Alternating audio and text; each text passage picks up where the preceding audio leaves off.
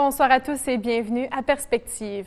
La semaine prochaine et comme chaque année, l'Église entière soulignera une semaine de prière pour l'unité des chrétiens. En France, la télévision catholique KTO a rencontré un jeune couple de différentes communautés chrétiennes, lui protestant, elle catholique.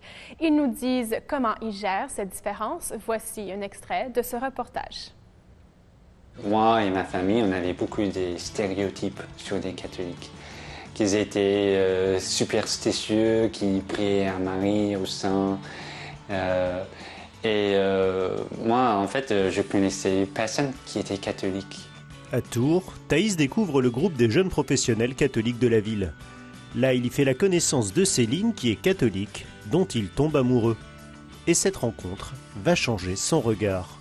J'avais beaucoup de stéréotypes sur elle, et, qui n'étaient pas du tout vrais.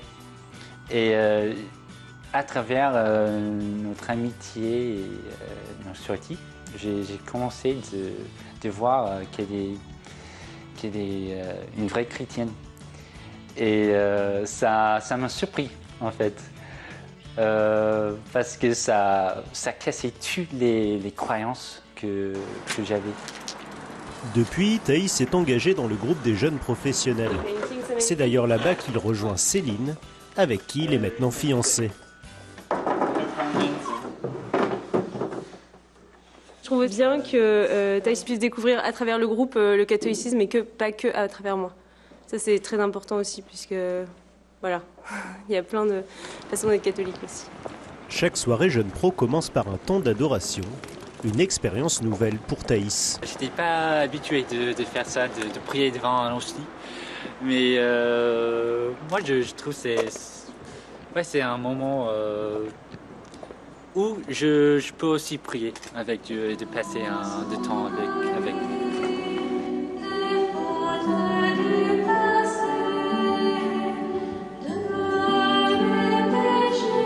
Avec Céline, on s'est dit que moi, je ne vais pas te convertir au protestantisme et moi, je ne vais pas devenir catholique. Moi, je suis très content d'être ici en tant que protestant parce que ici,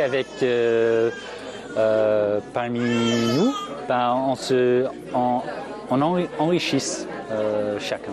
Pour moi, c'est important parce que qu'on vive ce moment de partage avec les jeunes pros de Tours, parce que ça permet déjà de construire le royaume de Dieu ensemble, d'avoir une activité commune.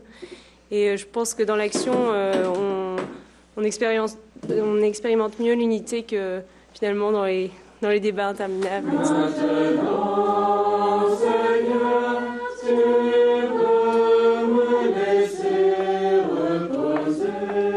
Lorsque dans le couple, l'un et l'autre sont issus de communautés différentes, une bonne manière de connaître l'autre, son conjoint ou sa conjointe, c'est aussi de connaître sa tradition spirituelle. Donc sa communauté d'appartenance ou sa communauté de tradition, disons. Parce que plus on connaît les gens, plus tombe je ne sais quel a priori. Donc c'est très bien. L'enjeu de couple, c'est le respect de chacun. C'est le respect de chacun. Il y a toujours cet enjeu dans les couples chrétiens, même catholiques. C'est pas parce qu'on dit qu'on va prier ensemble qu'on prie de la même manière. Notre histoire, à l'intérieur du couple, l'histoire de chacun, elle est totalement différente. Et donc, il faut accepter l'histoire de l'autre, il faut accepter le rythme de l'autre. C'est déjà, c'est un combat dans un couple catholique. C'est le même combat, enfin combat au sens, ça appelle à la volonté. Les Journées mondiales de la jeunesse arrivent à grands pas et plusieurs groupes, notamment du Canada, commencent déjà à débarquer au Panama où se déroulera ce rassemblement international.